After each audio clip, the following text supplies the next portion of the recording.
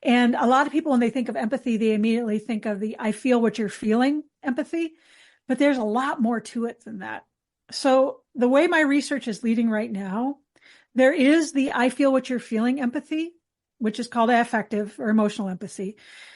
But there's also cognitive empathy, which means that I logically understand what you're feeling. I can see what's going on. I might not necessarily feel it or feel all of it or feel it to the degree that you feel it, but I see what's happening.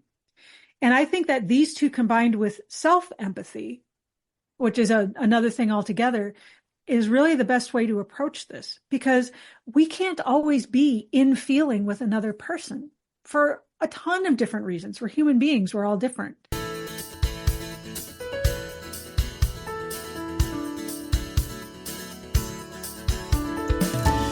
Hello, and welcome to episode 196 of the Quiet and Strong podcast, especially for introverts. I'm your host, David Hall, and the creator of quietandstrong.com. This is a weekly podcast dedicated to understanding the strengths and needs of introverts and strategies for success. Introversion is not something to fix, but to be embraced. Normally, we'll air each episode on a Monday.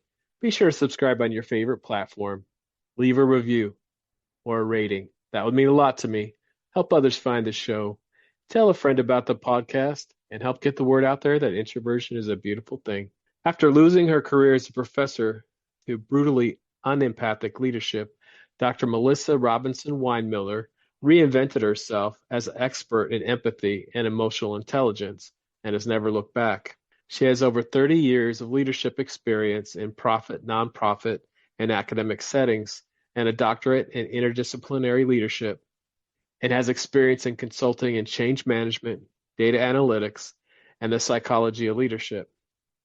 Add to this decades as an author, coach, and public speaker, and she's created the perfect blend to guide both current and emerging leaders in navigating these murky waters to increase productivity, innovation, and profit.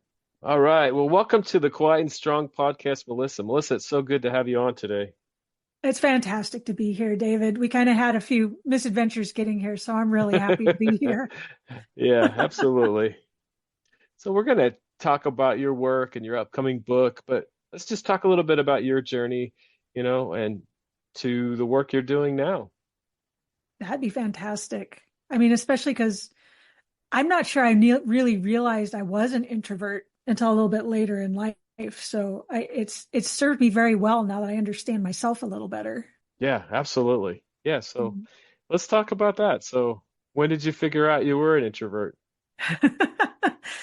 Not until I would say 2, 3 years ago, really. Ah, So I was a musician most of my life. And so that meant being on stage.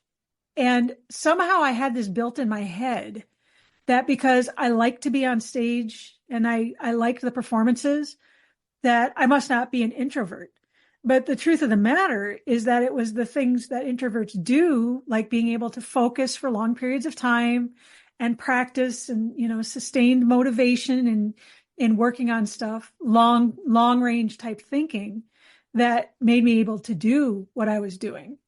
And I don't think I really put together that, being an introvert doesn't necessarily mean that you don't like people or that you don't like being on stage or you don't like performing. So I kind of had to educate myself a little more about it. yeah, definitely on this show.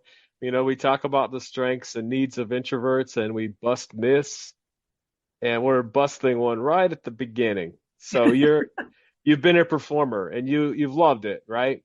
Yeah. And it doesn't make you an extrovert. That's one of the biggest myths. It's like I'm definitely not a musician, but I enjoy public speaking and I enjoy the performance aspect of it. But in my case, I have to prepare and I also have to give myself downtime after if I need that. But the way I prepare, I'm definitely going to process things ahead of time and think through things. But it's a gift because I do some good preparation, I think. Yeah. So it's a good thing. So how did you put a name on it? How'd you say, yeah, I am an introvert?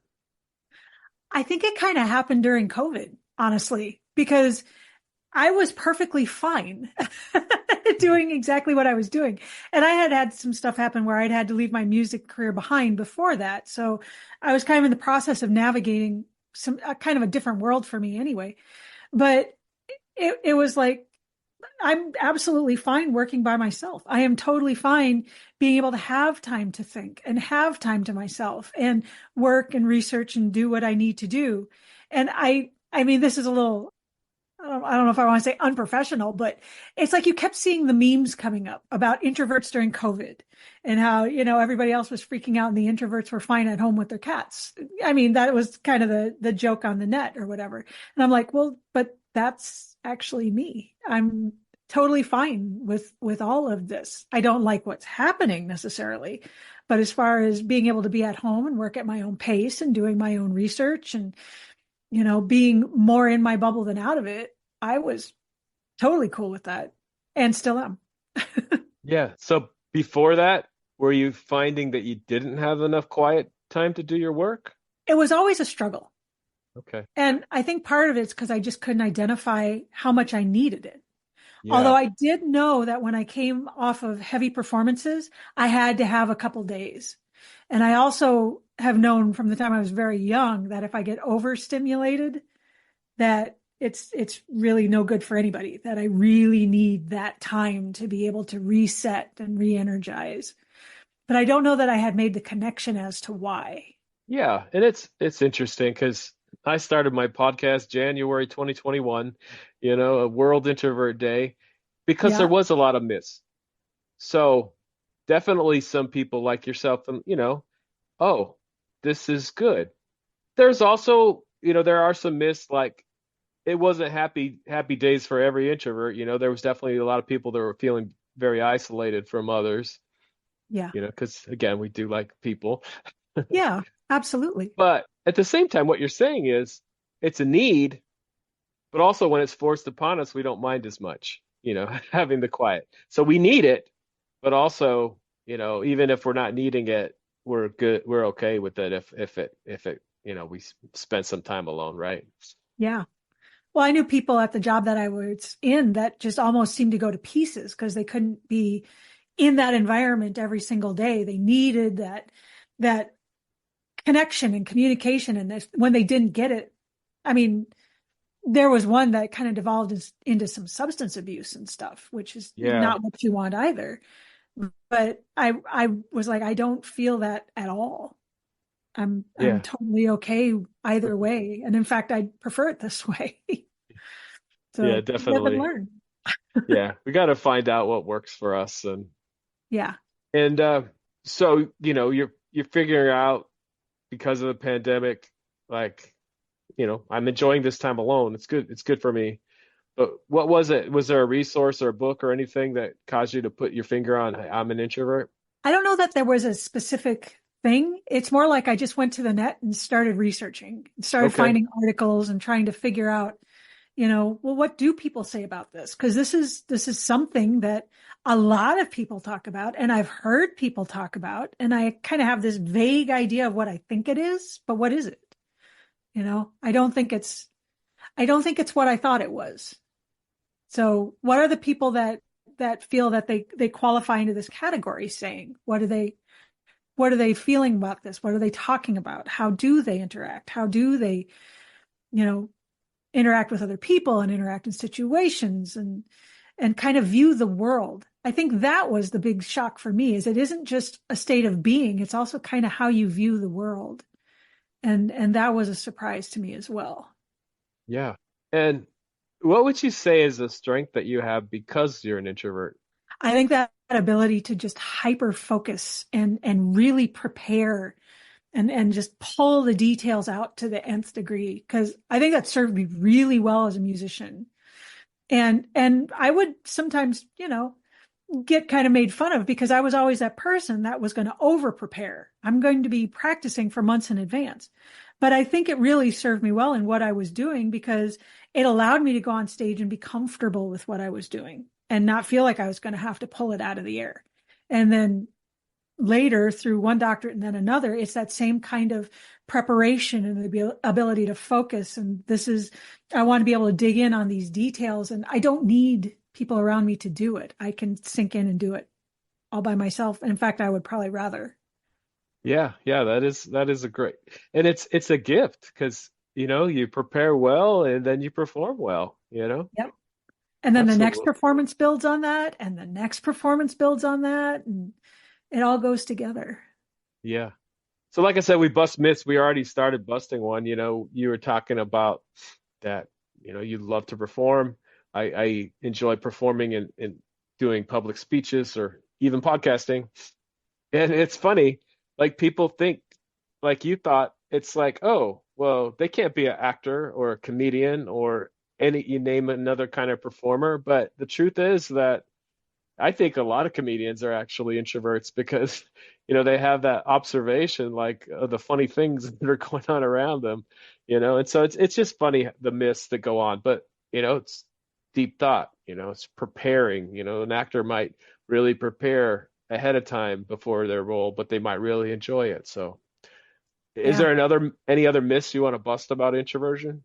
You know, just this whole idea that introverts just don't want to be around people. It's kind of like you said, it's not that I don't want to be around people. It's just that I kind of have a timer. And then at that point, I need to be able to take care of myself. But it isn't that I don't want to at all. It's just that I have an on and off switch, I guess. You know? Yeah, I recently looked that up. Like, all right, what's the percentage that wants no human contact? And it was just a little Google search, but it was less than 1%, So we all need Yeah. people. It's just, introverts might want people in different amounts, different doses, different settings. Some people we really want to be around, it just depends. Yeah. And I find, at least for me, it has a lot to do with my comfort level. Is it somebody I'm comfortable being around, or is it somebody that's going to, make me feel energetically like I need to sit down and have a cup of cocoa or something. Just get out of the room. you know. So in addition to be a musician, tell us a little bit more about your work life and how it's led to the book that's coming out soon.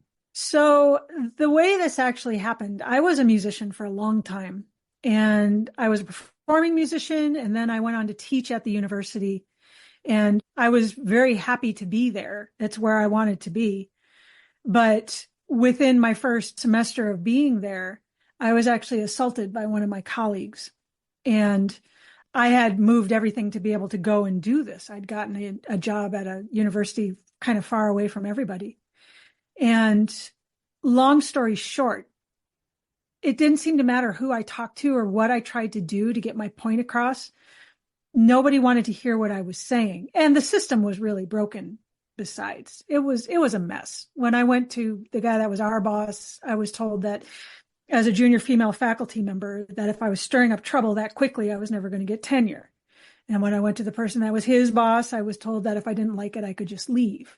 And even as I went out into the university to HR and to the union and to the different departments, it's like they just couldn't make the connection to hear what I was saying. And long story short, I eventually had to leave the business, which was really hard for me because I had never wanted to be anything but a musician. That's what I was. And when you get your sense of self wrapped up into these things, it's really hard to just step away. It's more than that. So once I was out, I had to figure out what I was going to do next. And of course, I had no idea because I knew I was going to be a musician from the time I was in middle school. But the more I got to thinking about this, the more I kept trying to figure out why there was this disconnect. What was it that was in the way? How had this gotten so dysfunctional that just nobody really seemed to care or notice what was going on with another human being? And that's what brought me around to this idea of empathy and emotional intelligence, and why there just seems to be a lack of it in some businesses and especially in some leaders. And the more I picked up on this and the more I researched it, the more I decided I really wanted to throw myself into it. So I ended up with an MBA and then decided to get a doctorate in interdisciplinary leadership so that I could just dig in and study. I mean, that's the thing with a doctorate is that it gives you the time and the resources because you have all the different databases, you have all the different books to get into through the library, and you can dig in and really figure it out. And so that's where I'm at now. I'm kind of working into the thesis stage and the dissertation. And this is what I want to do because this is a problem and people are getting hurt because of it. And it's something that is a very human emotion. Statistically, most people have empathy, 95 to 98%. So it's not a matter of teaching empathy. It's a matter of teaching people how to practice it and then to use that to tap into emotional intelligence. And I just believe it's that important that I'm willing to put that much on the line for it. Yeah, so tell us about your upcoming book. Yeah. So it's actually called The Empathic Leader: How EQ via Empathy Transforms Leadership for Better Profit, Productivity, and Innovation. And the whole point is I kind of lay out how I work with leaders. And I single out leaders in particular because they can do the most good, but they can also unintentionally do a lot of harm. So that's where I begin with that. But within this book, because I actually also have a master's of science and data statistics. And so I'm like, this is the data. This is what it says. These are the things that are saying, yes, you can increase profit. You can increase innovation. Your bottom line is only going to do better. Your people, as they do better, you're going to do better. So why are we not looking at this? Why are we not taking this seriously and really training our leaders how to be these empathic leaders so they can do better for everybody? Yeah. So for someone that doesn't know, tell us what EQ is. Oh, emotional intelligence. So like how IQ is, brain intelligence, EQ is emotional intelligence. Okay, and what does that mean? So emotional intelligence, it was originally coined in 1989 in an article, but what it is it's the set of skills that people use to relate interpersonally. And they're called soft skills. I'm not sure I love that because really they can be anything but. But the way I like to think of it is it's kind of like a huge tool bag. So in this bag, you're going to have communication, you're going to have motivation, you're going to have interpersonal relations, and you're going to have hammers and saws and chisels and every tool that you need in this thing. It's a big tool bag. Well, what empathy does by being the first thing that you tap into is it allows you to understand other people so that number one, you know to reach into this tool bag. And number two, you know to pull out a chisel and not a bandsaw. So that's how those two interrelate. Because for a long time, people have thought that empathy was one of these emotional intelligence skills. But I really think it has to come first. And this is a little different. It's not the way we've done emotional intelligence before. Okay. Well, let's talk about what is empathy, because probably people have different ideas about that. So how are you defining empathy in this context? Yeah. That's a tricky one because like we were talking about, there's actually 43 different kinds of empathy and they fall into 8 broad categories. And a lot of people, when they think of empathy, they immediately think of the I feel what you're feeling empathy, but there's a lot more to it than that. So the way my research is leading right now, there is the I feel what you're feeling empathy, which is called affective or emotional empathy. But there's also cognitive empathy, which means that I logically understand what you're feeling. I can see what's going on. I might not necessarily feel it or feel all of it or feel it to the degree that you feel it, but I see what's happening. And I think that these two combined with self-empathy, which is another thing altogether, is really the best way to approach this because we can't always be in feeling with another person for a ton of different reasons. We're human beings. We're all different. So sometimes you have to start by approaching it with your mind. You have to say, okay, I understand what's going on. And that had to be really hard. If you approach it with all feeling, then sometimes you can't use your brain well to be able to figure out how to suss out the combination. And with self-empathy, for a lot of people, if they've never been able to give themselves empathy, if they've never been able to get away from some of the shame and the judgment that we put on ourselves, they don't know how to begin to give other people empathy. So that's why I really think these 3 things need to go together, which is a little different again. Yeah, how do we give ourselves empathy?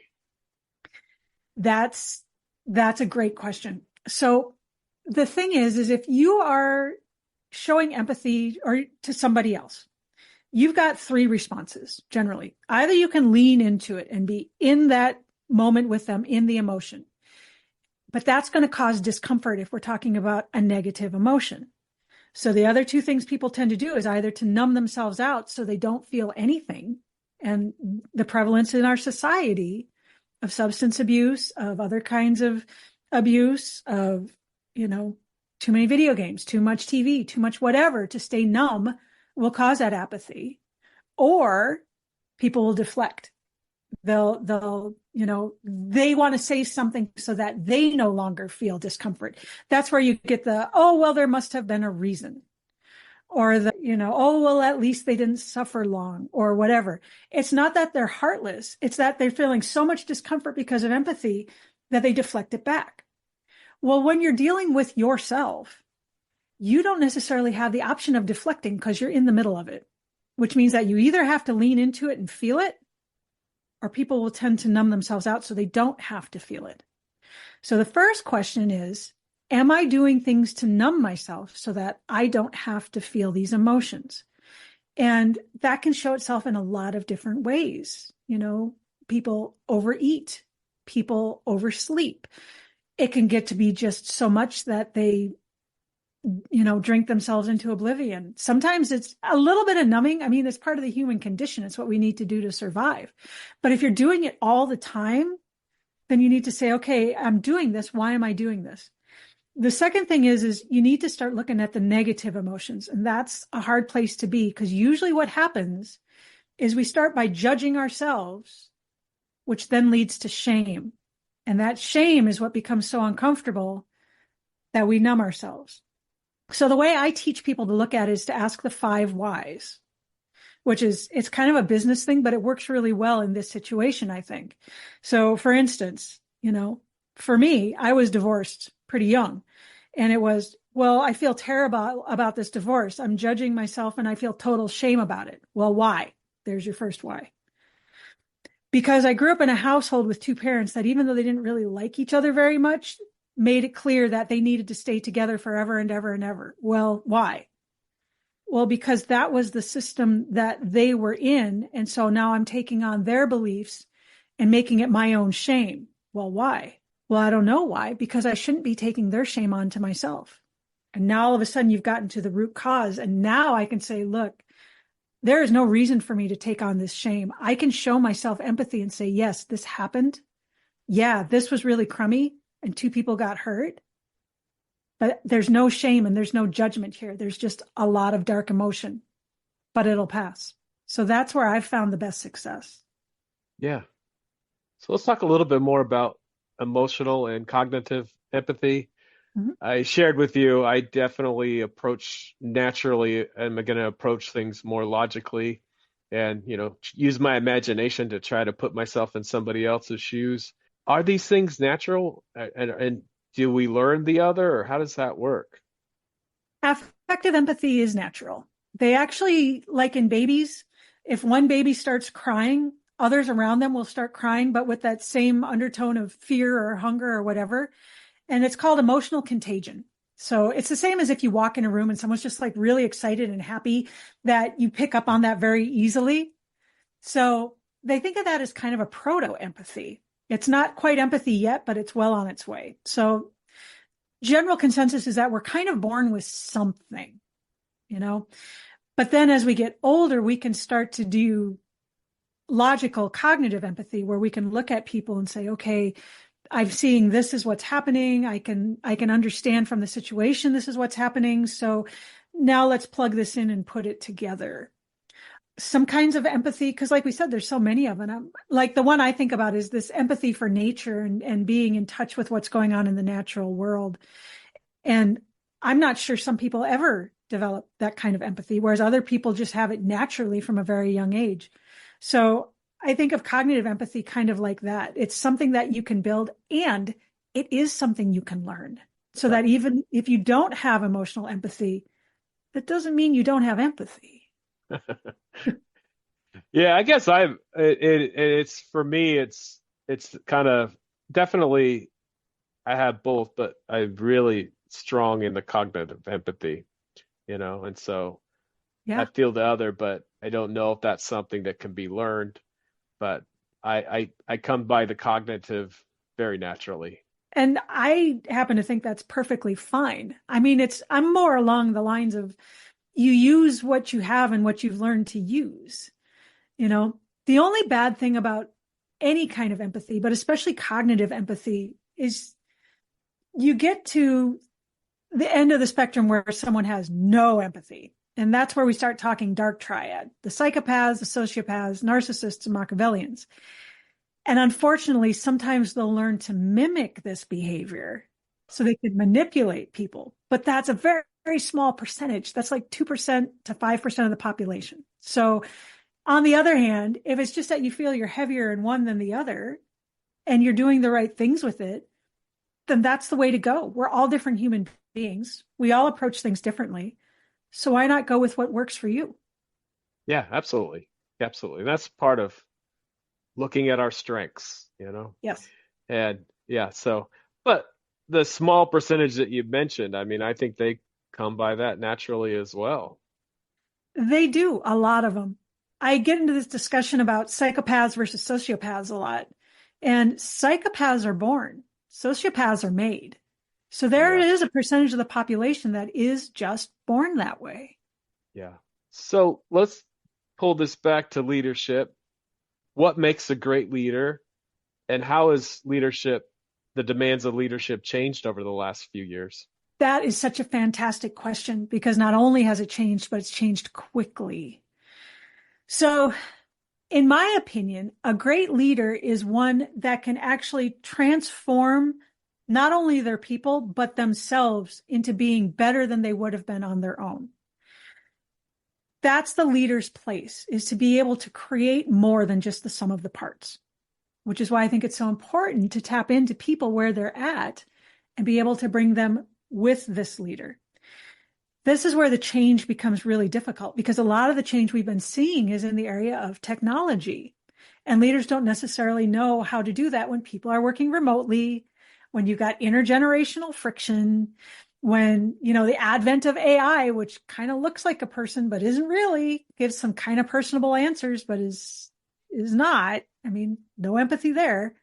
So leaders have to be able to navigate this and with it happening faster and faster and faster, while still hanging on to the human side of things to be able to interact with their people, to be able to work through their people, and to continue to create this transformative leadership. Yeah. So how do leaders and how do we become more self-aware of, how to do that? I think the first thing, like I said, is just to be able to tap into the empathy in yourself and to understand what your own feelings are. I've run into a lot of leaders that get into these leadership positions, not because they have great leadership skills, but because they bring in the biggest contracts. They have the best sales. They have risen through the ranks or whatever. Because of that, a lot of times they know they're not the best leaders. There's a lot of imposter syndrome that can happen with that. But, leaders, they have to be strong and they have to be able to lead and they have to be definitive and all of these antiquated command and control ideas. So they numb themselves out to what's going on and they're not able to pull in that humanity. So we're back again to being able to understand self-empathy through self-reflection, through asking the hard questions, through doing the hard work, so that once they're able to relate to themselves and understand that some of these shame and guilt and imposter things that come up are natural, then they can relate to their people. And in a way, we're right back to the transformative part because they've been able to transform themselves and now they can transform others. All right. So let's say a leader gets a hold of your book. Yeah. What would you hope that they are able to accomplish through, reading your book? I would really appreciate if nothing else, that they would get a handle on this idea of really interacting on the human level of creating this know, like, and trust factor. That you don't have to be out there glad handing everybody. You don't have to be like, woo, here we go. I'm the leader. Let's do this. But you can create interpersonal ties so that everybody knows who you are. You may not know every single face, but as an umbrella, you understand who these masses are and why they're there with you. And then be able to take that and actually lead. There's something called the 30-day washout. And what that is people will take on these new things. They'll get really enthusiastic. They'll be like, I can't wait to apply this. This is something really exciting. But within 30 days, they've gone back to whatever their old habits were. I mean, that's precisely why fad diets don't work, because in 30 days, you're probably back to whatever you were doing before. So I would want them to be able to integrate this idea of interhuman relation through empathy and emotional intelligence. And I would want it to be a lifelong practice. And I make that really clear in my book. This is not a fantastic leadership in 4 steps kind of thing. It's just not. It's something that you have to practice every single day, forever, because you're integrating it in as a habit. I actually spend a little bit of time talking about how you integrate habits for that reason, because I want people to be able to use it. And that means thinking long-term and not washing out in 30 days. All right. So definitely tell us more about that. How do we sustain it? How do we not wash out after 30 days? It's practice. It's all practice. Practice does not make perfect. Practice makes permanent. So if you integrate it so that you're doing it every single day, even just a little bit, even just a tiny bit, that means that now this is going to become a practice that you do all the time. I've heard statistics anywhere from you can integrate a habit in 21 days, it takes 900 days, whatever. But the truth is it's the consistency. It's just like practicing an instrument. I'm not going to pick up a French horn and be good at it if I only practice it for 30 days. But if I practice it for 10 minutes for every single day for a year, next thing you know, not only is it going to be integrated as a habit, and I'm probably going to feel weird if I don't do it, but I'm going to make those strides forward day after day after day. And that's how you really can integrate a habit so that it becomes a practice, just like athletes. They don't practice twice and then go out on the court and hope for the best. This is something they start young and they do often. And that's precisely what you have to do. Yeah. Do you have any tips on just setting up a system to make sure that you're practicing? Absolutely. Find a time of day. Put it in your calendar. I don't care if it's only for 10 minutes. Start at 5 minutes if that's what you want. But get it in there so that it's like brushing your teeth in the morning. The alarm goes off, you reach for the toothbrush. It's just the reaction you have. It's almost Pavlovian. Do it in the same way. I hear my alarm. I need to actually sit and think about some of these negative stuff. I had this really negative interaction yesterday with Tessa in accounting, and it's bringing up these nasty emotions, and I don't understand why. Let me grab my journal and do the 5 whys on that. You don't have to do it all at once. You don't have to dig into every trauma you have all in one session. But by doing it every single day, even if it was just, I got really ticked off in traffic at this guy and I can't figure out why I can't get this anger to go away and I'm still dwelling on it. Yeah, I felt really ashamed at the way I snapped at my partner last night at dinner. Let's just work the 5 whys. Every single morning at 9:50, I'm spending 10 minutes doing this. Over time, it'll become a habit and you'll just know I need to spend that 10 minutes today working through whatever. So how can this leader then, bring it to the rest of the team, create kind of a culture of empathy? How can they do that?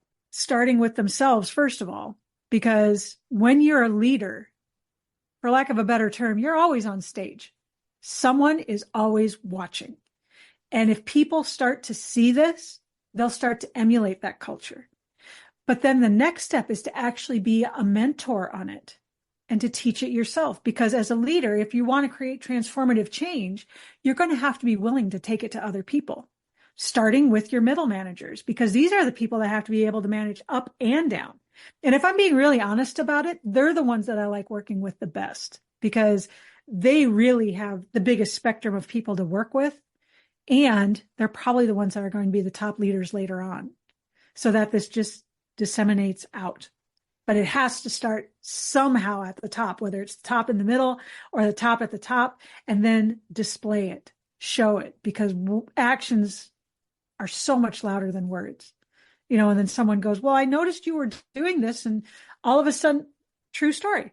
I was working with somebody on this, and he was going out and he was doing stuff with his people. All he was doing was walking by twice a day and saying, "How you doing?" It's not like he was engaging in, like, hour-long lunches or anything. But over time, his people started coming to him because they trusted him and saying, "Look, we're boots on the ground and we can see where we can actually tweak these procedures, where we can change these systems so we're going to be more efficient." Innovation got better. Because the systems were more efficient, productivity got better. Plus, his employee satisfaction scores went up from mid-70s to low 90s within a quarter. All of a sudden, he's got other directors going, "What are you doing? How is this working? How did you make this happen?" And he could say, "This is all you need to do." And of course, when productivity and innovation go up, so does profit. So in addition to being a great example, are there, is it a case where you actually conduct training Yep, on empathy? absolutely. Yep, because a lot of people don't understand what it is. And then you can say, this is how we're going to do it. Every morning, we've got 10 minutes for our middle managers. I want you to take the time to do the 5 whys, to work through this. Every day, I want you to touch your people once. I don't need a huge picnic. I just need you to be able to make contact with them. Every day, make sure that you're getting out of your office and taking time for this. And then at the end of the week, because the whole purpose of empathy is interpersonal, I want to be able to break this down with my people and see how this is going. Because some people will pick it up very quickly.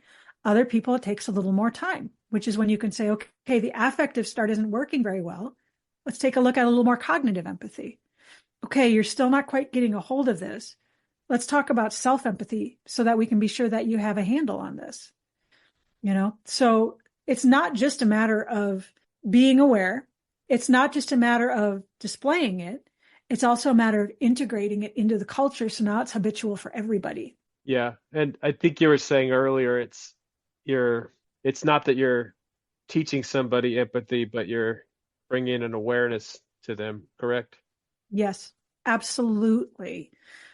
Because we haven't been taught this. How can you know what you don't know? In a lot of European nations, they have what are called social emotional learning, and they actually teach empathy in the schools. We don't really do that.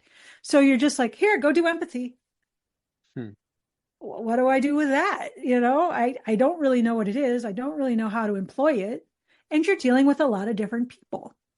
I've actually heard, since we're myth busting, that introverts as a whole don't show a lot of empathy and that they can be cold. And I have actually found that to be completely false, because it's not that at all. It's just that they display it differently. And I wouldn't even say that across the board necessarily, but just that we're different people doing different things. So to assume that this is how one group is going to take to it or another group is not, it just doesn't work that way. Yeah, I will say that we're deep thinkers, so we're in our heads more, and we think before we speak, whereas extroverts are generally thinking out loud in general, and they're sharing a lot more than we're sharing. So we can Yeah. be misunderstood, but that's another part of all this being self-aware. How are we coming across to people?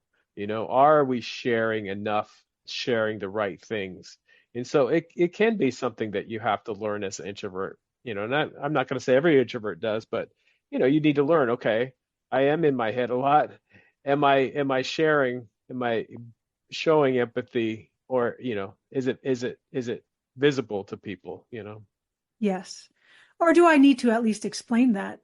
Look, I'm just, that's not really how I display it, but that doesn't mean that I'm not feeling it or thinking through it or experiencing it somehow. It's just that I experience it differently than the guy next to me that talks through all of it. My husband's Yeah. like that. He's a talker. He just, Yeah. everything becomes verbal. And I'm the quiet person in the corner, is what I'm told. You're not necessarily going to know my mind unless I speak it, and I may not speak it. So it's up to me to communicate that that's who and what I am. Yeah. Did you have to work through that with your husband? I work through that with him every day. Okay. It's ongoing. All right. Yes, it is. We do. We just had our 11th anniversary. All right. So we do well with it, and we we're a good combination in a lot of ways, but that doesn't mean that sometimes that we don't need to work a few things out. Yeah. So, and again, it's just to what you were saying, we just may need to be aware of how we are coming across to people if we do need to share more than we are and that kind of thing. Yeah. Yeah. And that goes for the other side as well. Maybe others need to also be aware and understand their own proclivities and work with them. So, Melissa, share like kind of a summary, how can being emotionally intelligent and having empathy, how can it transform a workplace? The big thing with people that do emotional intelligence well is it helps them to understand and control their own emotions and understand the emotions of others. So by being able to do this, you can actually create the kind of workplace where synergistically everyone is working together instead of leaving people behind, instead of not allowing people to rise to their top talent, instead of just not understanding. I mean, you hear these horror stories about, well, I have a friend, she does a lot of speaking on grief. And one of the things that she was talking about is how much is this costing workplaces because they're not understanding when people are grieving. They're not giving them the support that they need, especially if they don't grieve the way other people think they should. Through emotional intelligence, if you can connect to that and understand this grief process, understand that they're processing things as best they can as a human being, now you've created a synergistic relationship where this person is allowed to rise to whatever their top level is within that microcosm and come out a better human being on the other side, as opposed to being kind of stomped down and probably feeling alienated, probably feeling alone. People have this weird idea that, when you come to work, you leave your emotions at the door. Well, we're people. It doesn't work that way. Yeah, Yeah. yeah, we definitely are people and we take our whole selves everywhere we go. So, Yes. So why not learn to work with it instead of work against it? yeah. Well, listen, this has been a wonderful conversation. Is there anything else you want to add? You know, for what it's worth, for someone who came to the whole introversion thing a little bit later in life, I really wish I would have figured it out sooner. I think I could have leaned into my strengths a lot more if I would have had a better handle on why my strengths were what they were and why I did the things that I did. So rather than, just kind of fumbling through and hoping for the best, I hope that other people are getting this information too. Because I kind of feel like I wasted some time not understanding myself as well as I could have. Yeah, and maybe you just help someone right now, and that's why I do this work is it took me a while to figure out too. Definitely it was a long journey and now I'm using my strengths and it's wonderful. Yeah, I agree. I think I would have been a lot healthier a lot sooner if I just would have realized it. So, yeah, I hope so. Whoever's listening to this that needs to hear it, I hope they heard it. Yeah. All right. And then where can people find out about the great work you're doing in your upcoming book? So, I'm most easily found at my website, which is EQ via empathy. And it's just called that because it's so much shorter than saying EQ through the lens of empathy.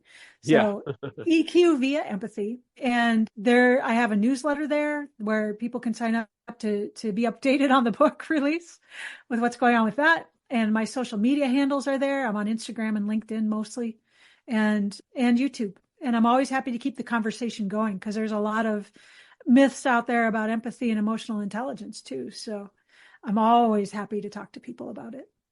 All right. Well, thanks again. This has been a wonderful conversation. Thank you, David. This has been fantastic. Thank you so much for joining me today. I look forward to further connecting with you. Reach out at david@quietandstrong.com or check out the quietandstrong.com website, which includes blog posts and links to social media channels. Send me topics or guests you would like to see on the show. If you're interested in getting to know yourself better, there's now a free Type Finder personality assessment on the Quiet and Strong website. This free assessment will give you a brief report, including the 4-letter Myers-Briggs code, and you can also have the option of purchasing the full report if you'd like to learn more. I'll add a link to the show notes. So many great things about being an introvert, and we need those to be understood. Get to know your introverted strengths and needs and be strong.